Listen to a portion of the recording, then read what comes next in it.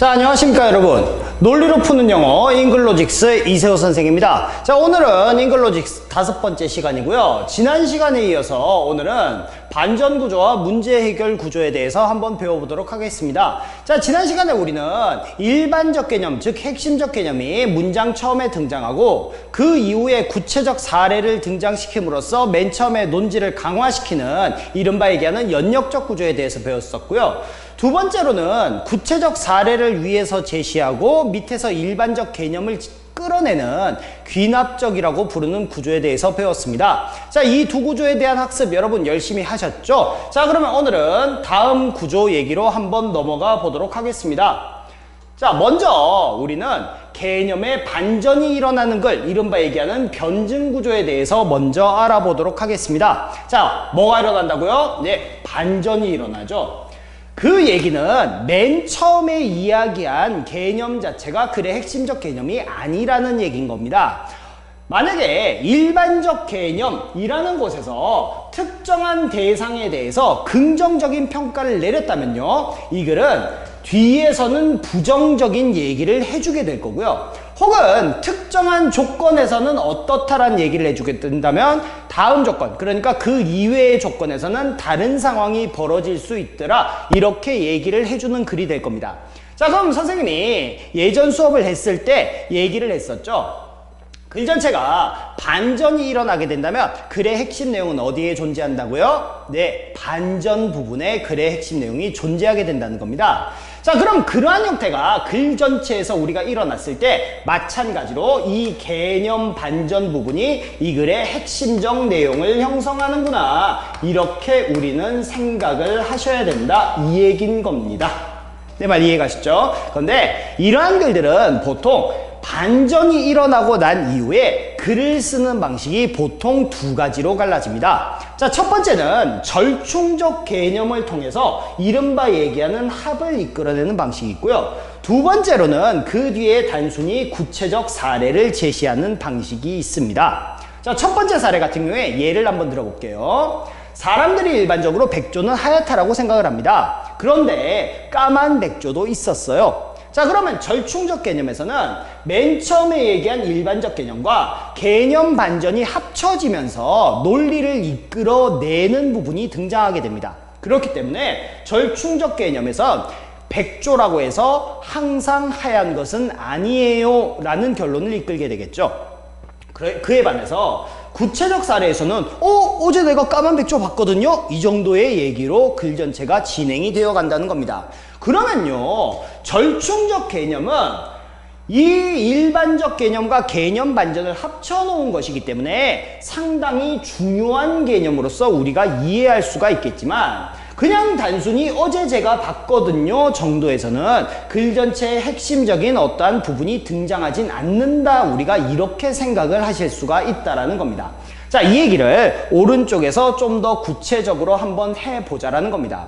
자, 그러면 우리가 어떠한 글들이 이렇게 반전을 이끌기 쉬운 글들인가 라는 생각을 한번 해볼 수가 있습니다. 만약에 여러분들이 그런 생각을 하시고 글 전체를 정확하게 파악을 하신다면 여러분들은 윗부분, 그러니까 일반적 개념에서 쓸데없는 시간 낭비를 안 하시게 되겠죠. 왜냐하면 여러분들이 봐야 되는 핵심 개념은 어디에 있으니까요? 개념 반전에 있으니까요.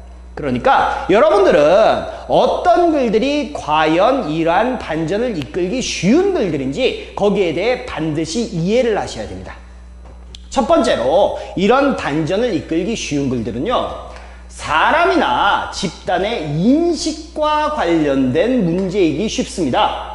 혹은 말이라든지 믿음이라든지 신념이라든지 혹은 그냥 일반적인 행위라든지 자주 일어나는 행위라든지 그런 모든 것들이 이러한 글에 속할 수가 있겠네요. 그리고 두 번째로는 현재와는 다른 과거의 사실일 가능성이 높다라는 겁니다. 물론 선생님이 여기다가 현재라고 썼습니다만 특정한 과거보다 훨씬 더 먼 과거에 대한 얘기일 수도 있고요. 그거 가능합니다. 그리고 그 사이에는 단순히 시간이 흘러간 걸 수도 있고 혹은 이른바 얘기하는 어떤 사건이 발생했을 수도 있겠죠. 예를 들어서 현미경의 발생이라는 것을 글 전체의 중간에 둔다면 현미경의 발생 이전과 이후를 나누는 상황이 될 겁니다. 그래서 위에는 어떤 상황들이요? 현미경이 발생하기 이전에 생물은 자연 발생하는 것으로 여겨졌어요. 이런 식으로 얘기를 시작하는 글들이 되겠죠. 그럼 이 글의 핵심 내용은 어디에 있다고요? 현미경의 발생 이후에 어떠한 생물의 발생에 대한 이론적인 증거 혹은 논리적 증거가 바뀌었더라. 논리가 바뀌었더라. 이 정도로 우리가 글이 전개된다. 이렇게 생각하실 수가 있다는 얘기인 겁니다. 자, 두 번째로 반전이라는 것은요. 조건이나 특징에서 발생하는 경우가 상당히 많습니다. 물론 무엇이 바뀌는 경우도 마찬가지로 존재합니다만 보통 그거보다는 조건이라든지 특징에서 발생하는 경우가 상당히 많습니다. 자, 요거는 다음 장에 넘어가서 구체적으로 한번 살펴보도록 할 겁니다. 자, 세 번째로 반전과 절충의 개념은요. 글의 핵심 주장을 차지합니다. 그 얘기는 이런 식으로 글이 나갔을 경우에는 이곳과 이곳 둘 다가 글의 핵심 내용이 되겠습니다만 이런 식으로 뻗어나갔을 경우에는 이 부분만이 글 전체의 핵심적 내용을 차지한다는 얘기가 되겠죠.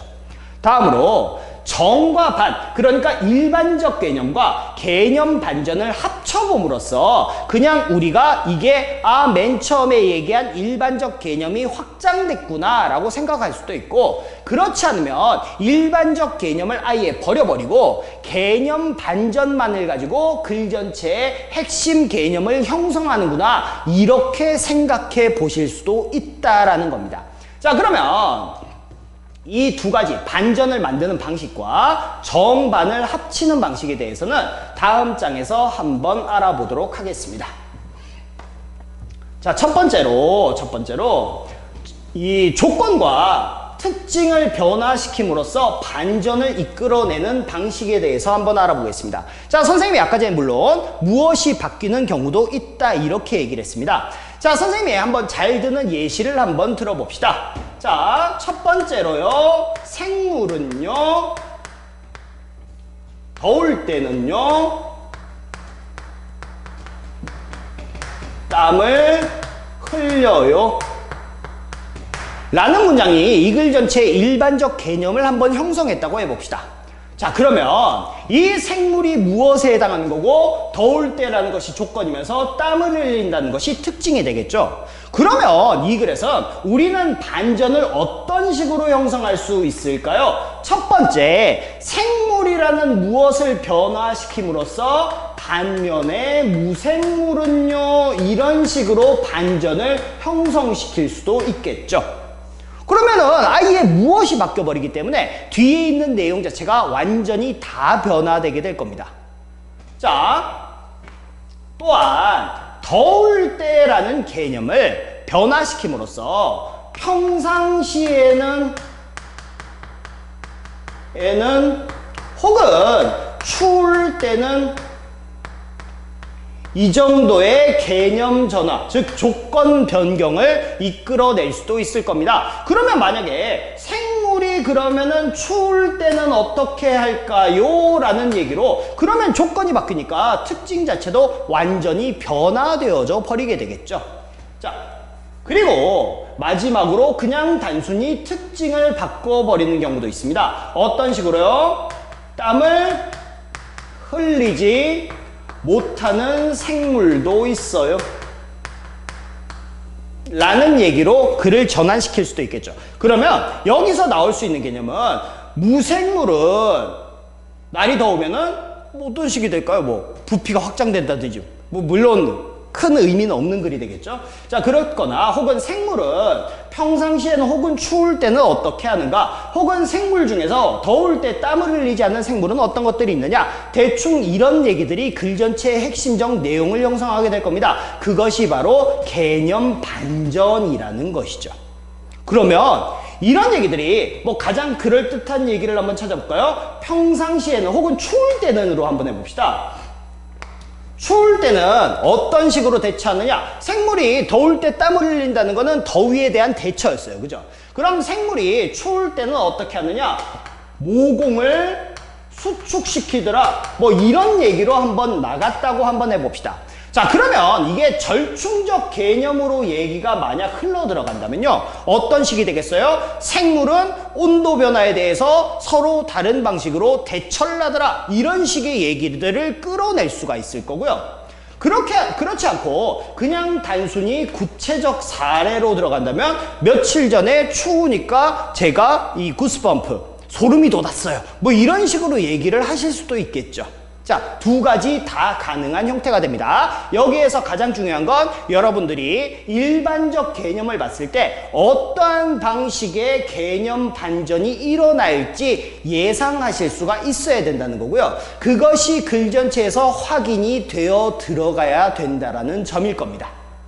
자, 두 번째로 아까 전에 또 하나 선생님이 얘기를 한 부분이 있는데요. 바로 어떤 부분이냐? 일반적 개념과 개념 반전을 합쳐서 보는 경우를 한번 얘기를 해보겠습니다. 자, 그러면 일반적 개념과 개념 반전이 합쳐진다라고 했을 때 선생님이 어디에 핵심적 개념이 있다 그랬다고요? 네, 개념 반전에 핵심적 개념이 있다라고 얘기를 했었죠. 그러면 우리는 이 글에서 실제로는 일반적 개념이라고 맨 처음에 제시된 개념 자체를 거의 무시해버리는 것도 가능할 거다, 이런 얘기인 겁니다. 만약에 사람이 연습을 한다는 것은 완벽도를 높여주어요 라는 얘기로 일반적 개념을 시작했다고 해봅시다. 그러면 사람이 연습을 한다는 건 분명 긍정 개념이 돼버릴 겁니다. 그런데 여기에서 갑자기 그러나 하면서 얘기가 전환이 된다고 해볼게요. 그러나 목표가 없이 연습을 한다면요, 이것은 에너지의 낭비에 불과할 거예요 라고 얘기를 전개시킨다면, 자, 여기에서는 맨 처음에 나온 일반적 개념과 다르게 조건이 붙어 있죠. 목표가 없는 조건이에요. 자, 그럼 목표가 없이 연습을 한다는 건 이 글 전체에서 연습의 가치를 부정적으로, 반이 아니죠, 부정적으로 만들어줬다, 이 얘기인 겁니다. 그런 식으로 이제 반전을 꾀하게 되는데, 그런데 여러분들이 여기에서 이 두 가지 얘기를 합쳤다라고 한번 생각을 해볼게요. 자, 그러면 우리는 이걸 뭐라고 생각을 할 수가 있다고요? 누구 얘기라고요? 마찬가지로 사람 얘기다, 이렇게 볼 수 있을 거고요. 조건이 이제 발생했죠? 뭐요? 목표가 없이 연습을 한다면 에너지 낭비가 된다, 이런 식으로 얘기를 끌고 나가실 수 있을 거란 얘기입니다. 자, 그러면 그냥 우리가 일반적 개념은 사실상에 거의 버려버린 것, 무시해버린 것과 같은 효과를 얻을 수가 있겠죠. 그래서 이 개념을 우리는 뭐라고 얘기하냐면요, 개념 확장 혹은 일반론 확장, 뭐 이런 이름들을 통해 가지고 부르게 되는 겁니다. 자, 그럼 만약에 이 뒤에서 절충적 개념이 나왔어요. 자, 절충적 개념이 나온다면은 이 절충 개념은 사실상의 핵심 개념에서부터 뒤에 구체적 사례가 등장하고 그 다음에 양괄식이 등장했을 때 그 양괄식과 똑같은 개념이 되어버리겠죠. 왜냐하면 이 두 가지 얘기가 합쳐졌는데 이 두 가지 얘기를 합쳐서 이런 식으로 만들었는데 이 얘기가 마지막에 다시 한번 등장한 거예요. 그러면 우리는 이걸 사실상의 양괄식의 구조와 똑같다, 이렇게 생각을 하실 수가 있다는 거예요. 그런데 그에 반해서 이 뒤에서 구체적 사례를 얘기해서 예전에 내 친구가 열심히 목표 없이 노력만 했는데 별다른 성과가 없더라, 뭐 이런 얘기를 했다라는 겁니다. 그러면 그 얘기는 이 글의 핵심적인 논지를 결정하는 데 있어서는 아무런 의미가 없는 얘기가 돼버린다는 거죠. 그러니까 이 글 자체가 이 위에서 얘기의 흐름이 끝나버렸다, 핵심적인 논지의 전개가 끝나버렸다, 이렇게 얘기하실 수가 있다라는 겁니다. 제 말 이해가시죠? 자, 그러면 이게 어떤 식으로 이해되어야 되는지 예문을 통해서 한번 살펴볼게요. 자, 한번 시작을 해봅시다. 자, 맨 처음에 우리가 한번 살펴볼게요. 눈에 띄는 표현이 있어요. until recently라는 표현이 있죠. 최근까지. 그 얘기는 현재는 그렇다는 얘기입니까? 안 그렇다는 얘기입니까? 그렇지 않다는 얘기죠. 아까 전에 우리가 뭐 봤었어요? 현재와는 다른 과거의 사실이라는 걸 봤었죠. 자, 그러면 이 글은 전형적으로 뭘 이끌기 쉽다? 그래서의 반전을 이끌기 쉬운 글이라는 겁니다. 자, 한번 볼게요. 최근에 an environmental problem, 환경 문제라는 건요, 최근까지 might have been defined, 정의되어 왔습니다. 뭐로써요? As some change on the planet that threatens human well-being, 인간의 안녕을 위협하는 이 행성에서의 몇몇 변화로서 정의되어 왔다라는 거겠죠. 자, 그러면 우리는 이거를 일반적 개념으로 볼 수도 있는데 문제는 여기에 뭐가 있었어요? however가 있었다라는 거예요. 그 얘기는 이게 어느 정도 개념이 약간 확장됐다라고 이해해야 되는데 요거는 뒷페이지에서 이제 다시 살펴볼 겁니다. 이 경우에서는 however 뒤에서 일반 개념이 등장한다 이렇게 보셔야 됩니다. 그건 좀 이따가 다시 설명 들어갈 거예요. 그러나 Radical conservationist, 급진적인 보존주의자들은요, have argued that, 대절리하라고 주장을 했습니다. 뭐라고요?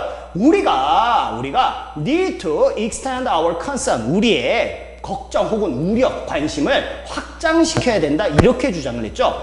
뭐 하려고? To include the well-being of other species, 다른 종들의 어떠한 안녕까지 포함하도록 확장시켜야 된다. 이렇게 얘기를 했다라는 겁니다. 자, 그러면 우리가 여기까지를 글 전체의 일반적 개념으로 한번 볼게요. 자, 그럼 누구 얘기입니까? 네, 급진적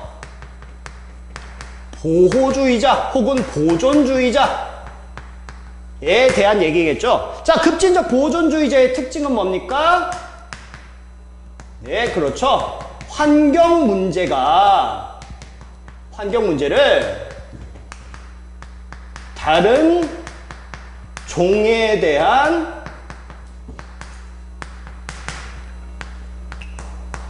위협까지 고려하도록 생각해야 된다. 이렇게 우리가 얘기를 할 수 있다는 거예요. 환경 문제를 보다는 환경 문제가라고 적는 게 더 좋겠네요. 환경 문제가 다른 종에 대한 위협까지 고려해야 된다. 이렇게 생각을 한다라는 겁니다. 자, 그러면 이거를 우리가 지나치게 복잡하니까 핵심 문장 위주로 한번 간추려 보겠습니다. 핵심 문장 위주로 간추리면 이런 형태가 돼버리겠죠.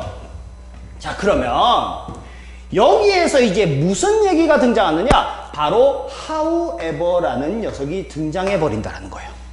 자, 그런데 선생님이 다음 시간에 다시 얘기를 할 겁니다만 이걸 however가 등장을 했다고 해서 글 전체가 반드시 반전이다 이렇게 보실 수는 없어요. 왜냐하면은 나중에 다음 시간에 배우겠습니다만 이중구조라는 게 항상 존재하거든요. 그 얘기는 여러분들이 이게 반전이라는 사실을 확인하려면요, 여기에 있는 내용들이 이 위에 있는 내용과 서로 부딪혀야 된다는 겁니다. 자, 그럼 여기서 한번 읽어볼게요. 이러한 다른 종에 대한 도덕적인 걱정은요, 혹은 우려는요, 자, 그럼 얘들은 누구에 대한 얘기? 급진적 보호주의자의 주장에 대한 얘기죠. 그것이 raises practical problem, 실질적인 문제들을 유발하고 있답니다. 자, 그러면 이런 고려해야 된다라는 주장이 있는데, 그러나 문제를 유발하고 있네요 라고 얘기를 하면서 글 전체가 반전이 돼버리는 거예요. 무슨 얘기인지 이해가시죠?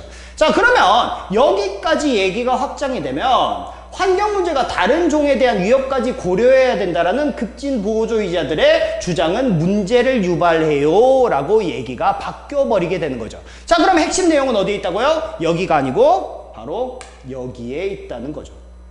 위에는 급진적 보호주의자들의 주장에 대해서 긍정과 부정을 얘기한 적은 없어요, 사실상. 물론 여기가 긍정이어도 상관없고요. 자, 하여튼 핵심 내용은 뭐가 되었더라? 문제가 유발되었더라. 그러면 맨 마지막 문장에서 이제 맨 마지막, 물론 형태상으로는 위치상으로는 제일 마지막이 아니어도 상관은 없습니다. 하여튼 이 뒤에 나오는 문장에서 이제 이 글이 절충적 구조로 넘어갈지 아니면 그냥 구체적 사례로 넘어갈지를 이제 확인을 하셔야 됩니다.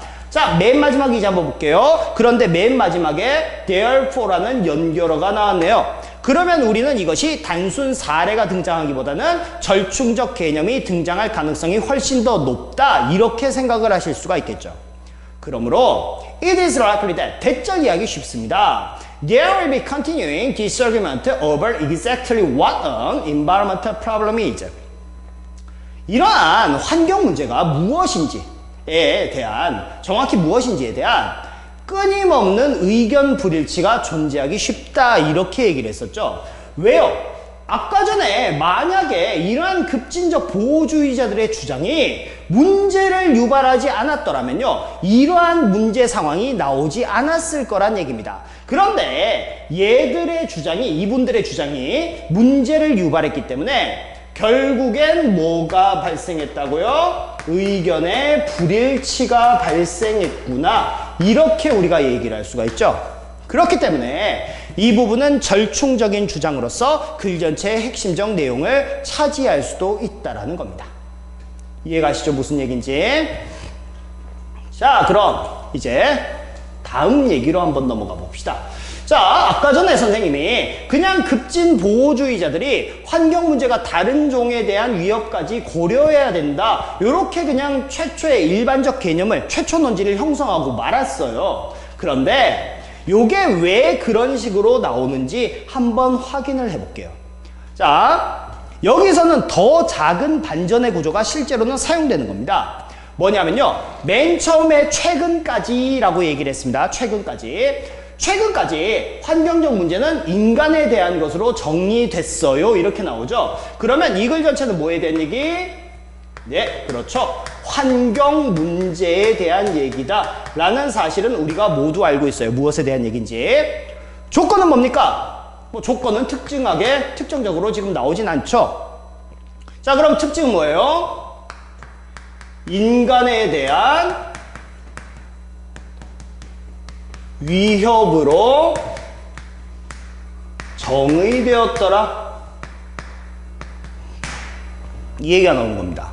그런데 뒤에 보시니까 그러나를 통해서 얘기의 반전을 꾀하는 거예요. 이 작은 구조, 즉 일반적 개념이란 작은 구조를 제시하는 데서도 또한 반전이 발생하는 겁니다. 급진적인 보존주의자들은요, have argued that, 대절이하로 주장했어요. 뭐라고요? 아까 전에 기억해 봅시다. 다른 종의 안녕까지 포함해야 된다, 이렇게 얘기를 했었죠. 그 얘기는요, 이 뒤에 급진적인 보존주의자들이 뭐까지 고려해야 된다? 다른 종을 고려해야 한다고 주장을 했더라. 이렇게 되면서 단순히 인간에 대한 위협이 아니고 다른 종들에 대한 위협까지 고려해야 된다라고 이 일반적 개념이 확장되어져 버린 겁니다. 그렇기 때문에 우리는 이 글을 뭐라고 했다고요? 이 둘 중엔 어느 게 더 중요하다고요? 예, 밑에 부분이 더 중요하죠. 그렇기 때문에 급진적 보존주의자들은 환경 문제가 다른 종까지 고려해야 된다라고 주장했어요. 이거를 이 글의 일반적 개념으로 봤다, 이 얘기인 겁니다. 자, 이제 다음으로 한번 넘어가 봅시다. 자, 지금 우리가 배운 건요, 반전이 있는 글에 대한 것, 이른바 얘기하는 변증적 구조에 대한 것이었고요. 다음으로 우리가 살펴볼 구조는요, 문제를 해결하는 글에 대한 겁니다. 자, 그런데 한번 생각을 해보세요. 문제가 없는데 문제 상황을 해결할 수 있을까요? 불가능하죠? 그렇기 때문에 문제를 해결하는 글의 특징은요, 맨 처음에 문제 상황이 등장하게 됩니다. 여러분들이 첫 부분, 글의 최초 논지를 무엇과 조건과 특징으로 이렇게 정리를 했을 때 그 특징들이 분명 어떤 식으로 나온다? 부정적으로 나온다라는 거죠. 이딴 음식은 물론 긍정적으로 나오는 경우도 있지만 그 긍정은 바로 아주 가까운 곳에서 부정으로 변환되어져 버려야 된다. 그래야지만 우리가 그것을 문제 해결적 글로서 이해할 수 있다, 이런 얘기인 겁니다. 자, 두 번째로 문제 해결적 글은 두 번째, 원인 분석이라는 것을 가지게 됩니다. 그런데 우리가 너무나 당연하게 받아들이는 거, 뭐 사람은 고통을 느끼더라? 뭐 이런 것들은 굳이 원인 분석을 동반할 필요가 없겠죠.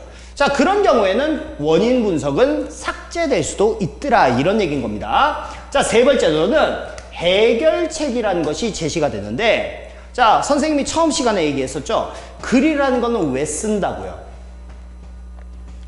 사람들이 모르는 사실을 알려주기 위해 쓰는 거죠. 그런데 이 문제들은 누구나 잘 겪고 있고 잘 아는 문제들에 해당할 겁니다. 자, 그러면 과연 이 글의 핵심적 내용이 이 문제 상황 자체에 있을까요? 아니라는 거죠. 자, 만약에 해결책이 제시된다면 이 글의 핵심 내용은 어디에 존재한다는 거? 예, 바로 해결책에 존재한다는 얘기가 되는 겁니다. 자, 그러면 문제 상황이 이 해결책을 통해서 해결돼 버렸어요. 그럼 그 결과는 이제 긍정일까요? 부정일까요? 네, 당연히 긍정이겠죠. 자, 요 4단 구성, 이건 잘 기억을 해 두셔야 됩니다.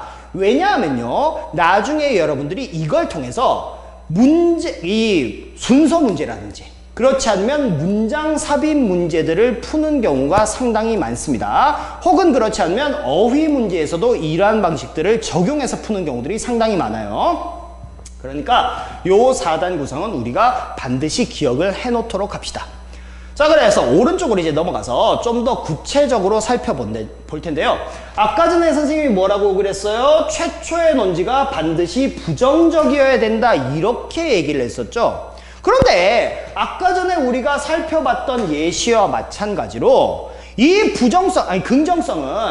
어떠한 부정성은 긍정을 뒤집음으로써 만들어질 수도 있다라는 겁니다. 자, 사람이 연습을 하는 거 긍정이었었죠? 그런데 목표가 없이 연습을 하는 건 분명 부정이었다라는 겁니다. 자, 자, 여기 한번 적어볼게요. 연습을 하는 건요, 긍정이었어요. 그런데 목표가 없이 연습을 하는 거는 부정이 되는 거죠. 자, 그럼 우리가 여기서 예상할 수 있는 해결책들은 어떤 게 있을까요? 첫 번째, 당연히 목표를 가져라 라는 해결책을 생각할 수가 있어요. 왜냐하면 원인을 제거하면 해결이 되니까요. 그런데 원인이라는 것이 항상 제거될 수 있는 건 아닙니다. 예를 들어서 사람이 통증을 느껴요. 사람은 아파요. 아픈 거는 사람이 통증을 느끼기 때문이에요. 그러니까 통각을 제거하세요. 이건 말이 안 되잖아요. 그러니까 만약에 원인이라는 것이 해결되지 않는다면은 우리는 여기에선 뭘 생각을 해볼 수가 있더라? 대안적 해결책을 찾아볼 수도 있다라는 겁니다. 그럼 마찬가지로 이런 예시에서 죄송합니다. 자, 여러분들이 목표를 가지는 것 자체가 그냥 해결되기 힘든 어떠한 원인이라면요, 여러분들은 추가적인 대안적 해결책을 찾을 수도 있겠죠. 그냥 뭐 성공한 사람들의 생활 방식을 따라가라, 혹은 성공한 사람들이 왜 그 노력을 했는지를 살펴봐라, 뭐 이런 식으로 대안적 해결책을 제시할 수도 있을 겁니다. 자, 어떻게 되건 긍정으로 시작을 했다고 해서 반드시 글이 부정으로 바뀌지 않는 것은 아니더라, 요 사실이 여기선 제일 중요한 얘기가 될 것 같습니다. 자, 두 번째로 좀 전에 얘기했다시피 이 글의 가장 핵심적 내용은 어디에 있다고요? 네, 해결책에 존재하게 된다라는 겁니다. 자, 그런데 여기에 대해서 조금 있다가 다시 한번 얘기를 할 텐데, 무슨 얘기와 결합시켜서 얘기를 할 거냐면 효과 없는 해결책과 관련해서 얘기를 하게 될 겁니다. 자, 그럼 어떠한 해결책이 효과가 있었느냐 없었느냐는 최종 논지에서 우리가 알 수가 있는데, 요거는 다음 장으로 넘어가서 이 두 가지 얘기를 한 번에 설명을 하도록 하겠습니다. 자, 네 번째네요. 원인이라든지 결과는 나오지 않을 수도 있습니다. 이게 무슨 얘기다? 아까 선생님이 원인이 나오지 않는 경우에 대해서는 얘기를 했었죠. 그런데 결과라는 거는 우리가 실제로 그러한 사례를 알거나 결과가 있었던 일이라면 결과를 얘기해 줄 수가 있겠죠. 그런데 우리가 너무 당연하게 생각하거나 그냥 원인을 제거함으로써 해결할 수 있는 건, 이거는 우리가 그 구체적 사례를 알 수도 있지만 모를 가능성이 크다라는 거죠. 그런 경우에는 굳이 결과를 쓰지 않는 경우들도 많다라는 겁니다. 그런데 만약 결과를 쓰지 않으면 어떤 식의 글의 구성을 많이 보여주느냐? 바로 맨 마지막을 명령문으로서 장식하는 경우가 상당히 많다라는 거죠. 혹은 명령문을 써서 뭐뭐 해라 그러면 뭐뭐 할 것이다. 그 정도로 긍정적 결과를 제시하고 끝내버리는 경우도 상당히 많을 수 있다는 겁니다. 그러니까 여러분들이 만약에 마지막에 긍정적 결과가 안 나왔어요. 그러면 여러분들이 앞에서 뭐를 확인해야 된다고요? 명령문이나 유사명령문으로 글이 끝났다라는 사실을 확인하는 것도 좋은 방식일 겁니다. 자, 이제 다음 페이지로 넘어가서 여기에 있는 효과 없는 해결책이라든지 혹은 해결책이 글의 핵심 내용을 차지하는 이런 내용에 대해서 좀 배워보도록 합시다. 자, 지금부터 선생님이 예시를 들 텐데요. 다음에 두 예시 사이에 차이를 한번 주목을 해보시기 바랍니다. 자, 시작합니다. 자, 예를 들어서 사람은요, 누구나 죽어요. 아, 선생님, 예시 중에 사람이 맨날 죽어요. 맨날 죽어요. 미안합니다. 자, 하여튼, 사람은 누구나 죽어요. 예를 들어, 여기에서 원인 분석이 들어갔다고 한번 해봅시다. 원인이 인간의 DNA에 어떤 특정 DNA가 길이가 짧아져서 사람이 죽는 거다 라고 얘기를 했다고 한번 해봅시다. 그럼 위의 것을 우리는 문제 상황이라고 볼 거고 이걸 원인 분석이라고 볼 겁니다. 자, 그리고 이 뒤에 이제 해결책을 제시하는데 인간의 DNA의 길이를 확장하는 방식이 만들어졌다 혹은 길이를 다시 늘리는 방식이 만들어졌다 이런 얘기가 한번 나왔다고 해봅시다. 실제 과학적으로 이게 맞는 얘기인지 아닌지는 잘 모르겠습니다. 자, 그러면 이걸 우리는 일종의 해결책으로서 이해를 하게 되겠죠. 자, 그러면요, 맨 마지막엔 이제 문제가 해결됐으니까 긍정적 결과가 나올 거예요. 그러면 우리는 맨 마지막에 뭐가 나온다? 인간은 영생을 살아갈 수 있게 될 것 같아요. 이런 식으로 얘기를 진행했다고 해봅시다. 자, 그럼 이 글의 핵심 내용은 어디에 존재한다고요? DNA의 길이를 확장하는 방법, 여기에 바로 존재한다는 거죠. 그러니까 이 글의 주제를 우리가 얘기해봐라 그러면 DNA 길이의 확장을 통한 영생의 획득 혹은 인간의 한계의 극복 뭐 이 정도로 우리가 얘기를 할 수 있는 글이다 이렇게 얘기할 수가 있습니다. 전형적인 문제 해결적 글이 되겠죠. 그런데 이에 반해서 다음과 같은 예시가 있다고 한번 해봅시다. 자, 마찬가지로 예시는 똑같습니다. 사람은 누구나 죽습니다. 자, 마찬가지로 문제 상황이죠. 부정적이잖아요. 그런데 이 뒤에서 자, 아까 전에 얘기했다시피 원인 분석을 삭제했어요. 삭제하고 이 뒤에서 진시황은요, 이러한 문제를 해결하기 위해서 불로초를 찾았어요 라고 얘기가 있다고 한번 해봅시다. 자, 그러면 불로초를 찾는 건 물론 진시황의 죽음에 대한 어떤 해결책이었습니다. 그런데 실제로 이러한 해결책은 도움이 되었느냐 라고 얘기했을 때 우리는 이것이 해결되지 않았구나, 즉 해결책이 아니구나, 혹은 뭐라고요? 효과가 없는 해결책이구나, 이런 식으로 얘기를 하실 수가 있다는 거죠. 자, 그러면 효과가 없는 해결책은 문제 상황을 제거할 수 있을까요, 없을까요? 당연히 모두 알고 있다시피 문제를 해결할 수가 없겠죠. 자, 그러면 우리는 여기에서 어떤 결과를 확인할 수 있다고요? 사람은 여전히 죽을 뿐이라는 결과를 확인하실 수가 있다는 겁니다. 자, 그러면 아까 전과의 차이를 한번 봅시다. 아까 전에는 문제가 해결됐기 때문에 이 글의 핵심 내용은 해결책에 있었습니다. 그런데 이번에는 해결이 안 돼 버렸죠. 그러면은 이 해결책은 글 전체에서 아무런 의미를 가지지 못하는 해결책이 되는 거고, 맨 처음에 일반 개념인 사람은 누구나 죽는다는 것이 맨 마지막에서 다시 한번 확인되고 있을 뿐인 거라는 겁니다. 그러니까 일반적 개념, 즉 핵심적 개념과 그 밑에서 이걸 극복하기 위한 구체적 사례들을 썼지만 실제로는 극복 못했죠. 그리고 제일 마지막에서 인간은 다시 한번 죽음을 맞는 존재가 됐으니까 일반 개념, 구체 사례, 양괄식이라는 구조를 통해 가지고 이 글이 설명될 수 있다. 이런 식으로 본다는 겁니다. 아까 전과는 전혀 다른 구조가 돼버리죠. 그러면 이 글의 핵심적 내용은 어떤 식이 될까요? 이 두 개에서 나오는 의미들, 이 두 가지가 이 글의 핵심 개념이니까요. 그러니까 뭐 기껏 이게 들어가 봐야 인간의 죽음을 극복하려는 아주 무의미한 노력들, 혹은 쓸모없는 노력들, 뭐 이런 얘기들이 들어감으로써 이 글 전체의 내용을 형성하게 될 거고, 인간이 여전히 죽음을 맞는 존재라는 특징은 변할 것이 아무것도 없다. 이렇게 보셔야 된다는 겁니다. 제 말 이해가셨죠? 자, 그러면 이제 이 얘기가 무슨 얘기인지 아실 겁니다. 자, 이제 한번 넘어가 봅시다. 자, 그러면 이것이 결국 어떤 얘기인지 예시를 통해서 다시 한번 우리가 확인을 하도록 해보겠습니다.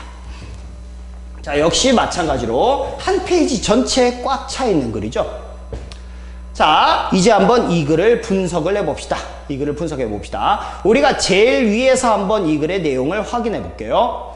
On the path to excellence, 뛰어남으로 가는 길에서 몇몇 장애물들은 may initially seem overwhelming, 아주 압도적인 것으로 보입니다. 이렇게 얘기를 했다는 거예요. 자, 그러면 성공하려는 존재는 누굽니까? 예, 사람들이겠죠. 자, 그럼 이 글은 누구에 대한 얘기? 사람들에 대한 얘기로 보셔도 상관은 없고요. 그렇지 않으면은 글에 나온 그대로 우리가 파악을 하고 싶어요. 그러면 성공으로 가는 길의 장애물에 대한 글이에요. 뭐 이런 식으로 보셔도 상관은 없겠죠. 자, 그러면 성공으로 가는 길의 장애물을 이 글에 무엇으로 삼았다라고 한번 해봅시다. 그럼 얘의 특징을 지금 우리는 뭐라고 얘기하고 있다고요? 상당히 압도적이야. 이렇게 얘기를 하니까, 그러면 장애물이 압도적이라는 거는 우리가 받아들일 때 긍정으로 보셔야 되는 걸까요? 부정으로 보셔야 되는 걸까요? 네, 당연히 부정적인 것으로 인식하셔야 되겠죠. 그래서 부정적인 내용이 문장 맨 처음에 나왔다라는 겁니다. 자, 그런데 우리는 다시 한번 여기서 핵심 문장 논의를 통해 가지고 이 글을 단순하게 만들어 버릴 수가 있다는 거죠. 자, 그럼 이 글을 단순하게 한번 이렇게 봤다고 해봅시다. 자, 그럼 중간에 나온 이 문장은 왜 핵심 문장이 되죠? 예, remember라는 명령문이 등장을 했네요. 뭐뭐 해라. 이렇게 나왔죠. 자, 그럼 이 글 뒤에서 이 부정적 내용들이 어떤 식으로 해소되는지를 보시라는 겁니다.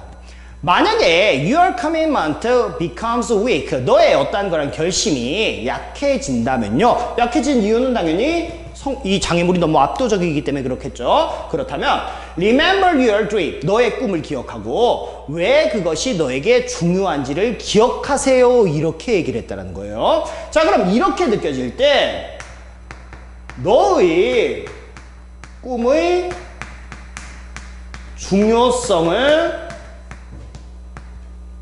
기억해라 라고 얘기함으로써 이 문제에 대한 해결책을 제시하고 있었다는 거죠. 자, 선생님이 문제 해결책 글에선 가장 중요한 부분이 뭐라고요? 해결책이라 그랬죠. 그런데 이 글의 주제를 잡는다면 문제 상황 자체와 해결책을 더해주는 것이 주제 문제 혹은 요지 주장 문제의 핵심이에요. 그러면 여러분들이 뭐라고 생각해야 된다고요? 장애물이 압도적일 때는 어떻게 하시라고요? 꿈의 중요성을 기억해라. 이렇게 연결시키시면 여러분들이 이 글의 핵심적인 요지를 파악하고 있다. 혹은 핵심 개념을 이해하고 있다. 이렇게 얘기하실 수가 있다는 겁니다. 무슨 얘기인지 이해가시죠? 자, 그러면 이게 문제 해결적 글이었으니까 이 뒤에서는 우리는 뭐를 볼 것이라고 예상할 수가 있다고요? 네, 긍정적 결과를 볼 것이다. 이렇게 예상할 수가 있겠죠. 자, 한번 확인해 볼게요. With a positive perspective, 이런 긍정적인 관점과 persistence, 끈기를 통해서요. 자, 그럼 여기에 있는 너의 꿈의 중요성을 기억하라는 것이 다른 말로 한번 바뀌었죠? 뭐라고요? 긍정적 관점과 끈기라는 이름으로 바뀌었다라는 겁니다. 자, 이렇게 됨으로써 너는 will get through and find a way through all obstacles. 모든 그러한 장애물들을 헤쳐나가고 그리고 그것들을 통해서 새로운 길을 발견할 수 있게 될 겁니다. 이렇게 얘기했다는 거예요. 그러면 긍정 결과가 장애물을 극복하고 새로운 길을 발견했구나, 이런 식으로 우리가 볼 수가 있다는 거죠. 그러면 긍정적인 결과가 확인이 되었죠? 자, 그러면 여러분들이 만약에 이런 문제에서 빈칸 문제가 나왔다. 그러면 대표적으로 빈칸 문제가 나올 수 있는 부분은 바로 여기라는 겁니다. 여기라는 겁니다. 자, 그러면 우리는요, 맨 처음에 문제 상황을 만났죠? 그런데 맨 마지막에는 긍정적 결과가 있었네요. 그러면 만약에 빈칸이 한 요 정도에서 나오겠죠? 자, 요 정도의 빈칸이 있다면 우리는 이 빈칸이 뭐에 대한 것이다? 해결책에 대한 것이라는 사실을 알 수가 있게 된다는 겁니다. 마지막에 긍정 결과를 이끌었으니까요. 그러니까 이 해결책 부분이 위에서 여기에 나오네요. 그러면 요 부분을 가지고 뒤에 부분은 모르긴 몰라도 아마도 끈기에 대한 부분일 거예요. 자, 요 부분을 가지고 답을 찾아내실 수 있을 거다. 이렇게 생각하실 수가 있다라는 거겠죠.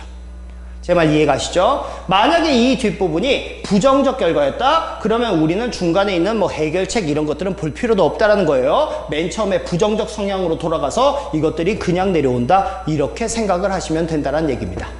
자, 무슨 얘기인지 이해가셨죠? 이게 오늘 이제 두 가지의 글의 구조를 배웠는데요. 첫 번째는 반전이 있는 글, 두 번째는 문제 해결적 글에 대해서 배웠습니다. 오늘 배운 글들은 지난 시간에 우리가 배웠던, 그러니까 핵심 개념이 그냥 밑에까지 쭉 내려오는 글, 혹은 구체적 사례에서 시작해서 핵심 개념으로 들어가는 글, 이런 글들에 비해서는 좀 더 입체적인 글이다, 이렇게 얘기를 할 수가 있고요. 글 전체를 이해하는 데 있어서 좀 혼란을 많이 유발할 수 있는 글의 형태에 해당합니다. 그리고 이런 문제들이 보통 이제 킬링 문제로서 등급을 가르는 문제가 많이 되죠. 그러니까 이러한 글의 구조들을 정확하게 이해하시고요. 자, 오늘까지 해서 총 글의 구조를 4가지 배웠어요.